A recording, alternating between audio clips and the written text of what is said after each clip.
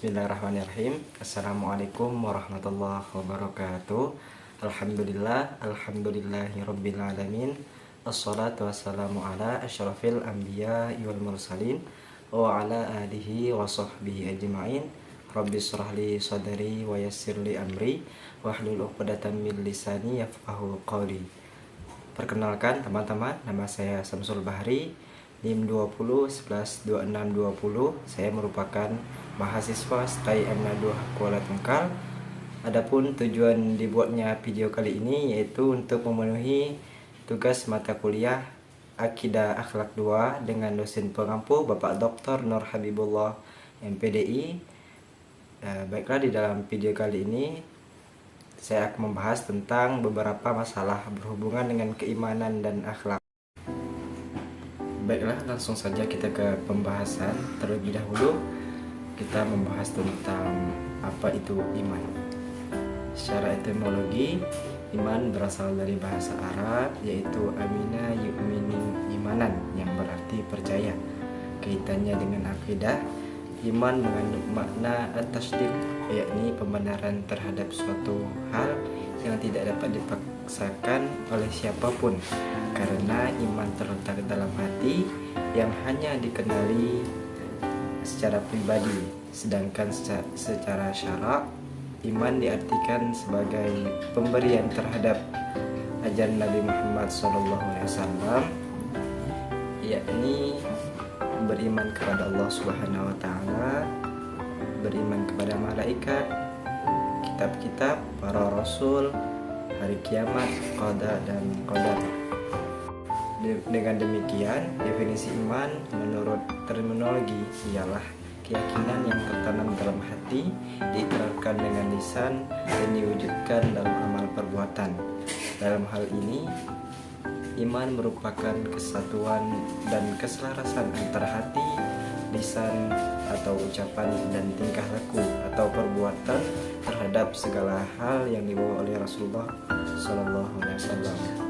Selanjutnya kita membahas tentang akhlak. Apa yang dimaksud dengan akhlak? Menurut bahasa atau terminologi, akhlak ialah bentuk jamak dari khuluq yang berarti budi pekerti, perangai, tingkah laku atau tabiat. Akhlak disamakan dengan kesusilaan, sopan santun. Khuluq merupakan gambaran sifat batin manusia, gambaran bentuk lahirlah manusia seperti raut wajah, gerak anggota badan, dan seluruh tubuh. Dalam bahasa Yunani, pengertian khuluq ini disamakan dengan kata etikos, kemudian menjadi etika. Dalam kamus Al-Munjadid, khuluq berarti budi pekerti, perangai, tingkah laku atau tabiat. Akhlak diartikan sebagai ilmu tata krama, ilmu yang berusaha mengenal tingkah laku manusia, kemudian memberi nilai kepada perbuatan baik atau buruk sesuai dengan norma-norma dan tata susila. Jadi, akhlak adalah tingkah laku atau perbuatan dari seseorang, baik buruk maupun baik, yang mencerminkan diri seseorang yang berdasarkan norma atau adat istiadat setempat. Selanjutnya teman-teman, saya akan menjawab beberapa pertanyaan dari teman-teman. Oke, langsung saja ke pertanyaannya. Pertanyaan pertama dari Salma Fahira. Menurut Anda, bagaimana hubungan keimanan dan akhlak? Apakah orang berakhlak pasti beriman atau orang beriman pasti berakhlak? Jawabannya ialah akhlak dan iman adalah bagian dasar atau pondasi dalam kehidupan manusia. Tidak akan muncul akhlak yang baik bila tanpa iman. Begitupun tidak akan sempurna keimanan jika tanpa akhlak yang baik. Untuk itu, akhlak dan keimanan tidak dapat dipisahkan sendiri-sendiri. Semuanya sangat bergantung dan saling mempengaruhi. Apakah orang berakhlak pasti beriman atau orang beriman pasti berakhlak? Orang yang berakhlak sudah pasti beriman, tetapi orang yang beriman belum tentu berakhlak, karena akhlak adalah tanda iman. Pertanyaan yang kedua dari Sahri, bagaimana cara iman agar terus bertambah?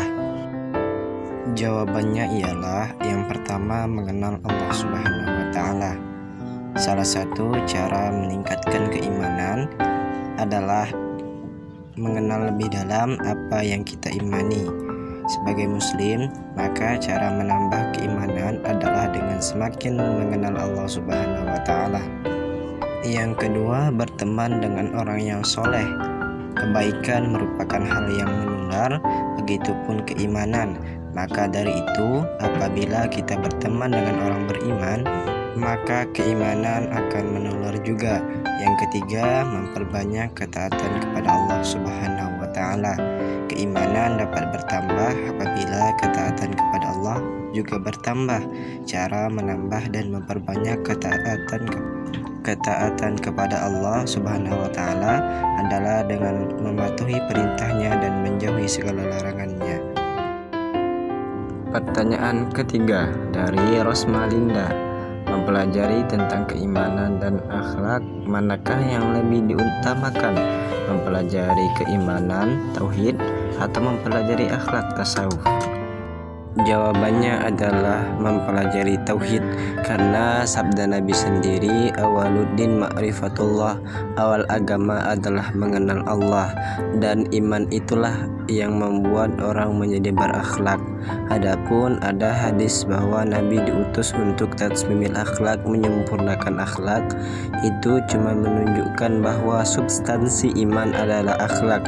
Jika tidak terjadi kerelevansian antara iman dan akhlak, maka salah satu dari keduanya belum perfect. Iman tanpa akhlak hampa, tapi akhlak tanpa iman sia-sia. Pertanyaan keempat dari Nisa Safitri, apa manfaat dari mengamalkan dan berperilaku dengan akhlak yang baik dalam kehidupan sehari-hari? Jawabannya ialah yang pertama, membuat hidup lebih nyaman dan tentram. Kedua, hati tidak gelisah. Yang ketiga, tidak mudah stres ketika mengalami kegagalan. Dan yang keempat, dipercaya oleh orang lain. Pertanyaan kelima dari Siti Nur Aini, jika seseorang berakhlak baik namun hanya digunakan untuk menutupi kejelekannya yang selalu melakukan judi dan lain sebagainya hingga ia lalai dan tidak beriman kepada Allah, jawabannya adalah biarlah dulu akhlaknya sudah tergolong proses menjadi baik, tapi sambil diarahkan kepadanya bahwa sebaik apapun pekerjaan yang dilakukan, kalau niatnya salah, nilainya akan hampa. Sesuai kaidah usul fikih, al-umuru bi maqasidiha, segala perkara itu tergantung dengan tujuannya. Pertanyaan keenam dari Nida Aulia, bagaimana kaitannya iman dengan akhlak seseorang? Jawabannya ialah akidah erat hubungannya dengan akhlak, karena akhlak tersarikan dari akidah dan pancaran dirinya. Oleh karena itu, jika seseorang berakidah dengan benar, maka akhlak pun akan benar, baik dan lurus. Begitupun sebaliknya, jika akidahnya salah, maka akhlaknya pun akan salah. Pertanyaan ketujuh dari Nila Jayanti, apa faktor yang menyebabkan seseorang berperilaku dengan akhlak yang buruk? Jawabannya ialah yang pertama, pendidikan rumah serta lingkungan masyarakat yang buruk. Yang kedua, salah memilih teman bergaul. Yang ketiga, kurangnya saling menasihati atau sombong dan tidak mau menerima nasihat. Dan yang keempat, minimnya rasa malu. Pertanyaan ke-8, pertanyaan dari Nur Nadia Zulfa, menurut Anda bagaimana penerapan iman dan akhlak di kehidupan sehari-hari kita agar iman dan akhlak tersebut melekat pada diri kita? Jawabannya ialah penerapan akhlak dalam kehidupan sehari-hari. Yang pertama, mematuhi perintah Allah. Yang kedua, selalu berkata baik. Yang ketiga, bersyukur kepada Allah. Yang keempat, tawakal. Yang kelima, ikhlas. Dan yang keenam, tolong menolong sesama muslim. Adapun penerapan iman dalam kehidupan sehari-hari, yang pertama, tidak mengikuti agama lain namun cukup menghargai umat agama lain. Yang kedua, percaya bahwa Tuhan itu ada, bisa ditunjukkan dengan ibadah yang taat. Dan yang terakhir, yang ketiga, jangan melakukan sihir, santet, dan sebagainya, karena itu sama saja menduakan Tuhan. Pertanyaan ke-9, pertanyaan dari Rashidah. Bagaimana cara agar iman kita tidak mudah goyah? Jawabannya ialah yang pertama, rutin membaca Al-Quran. Cara paling dasar untuk menjaga dan meningkatkan iman adalah dengan terus rutin membaca Al-Quran. Yang kedua, istiqomah terhadap ajaran Islam. Istiqomah terhadap ajaran Islam adalah cara menguatkan iman kepada Allah. Sikap ini akan membuat hidup lebih tenang dan tentram. Dan yang terakhir, yang ketiga, menjaga kesucian diri dengan menjauhi maksiat. Menjaga kesucian diri dengan menjauhi maksiat adalah salah satu cara untuk menjaga tingkat keimanan kita kepada Allah. Maksiat adalah pintu kemudaratan, seumpama lumpur hidup yang terus menarik kita menjauhi Allah. Pertanyaan ke-10, pertanyaan dari Siti Fatonah. Apakah orang yang berakhlak yang baik sudah dipastikan memiliki iman yang baik pula?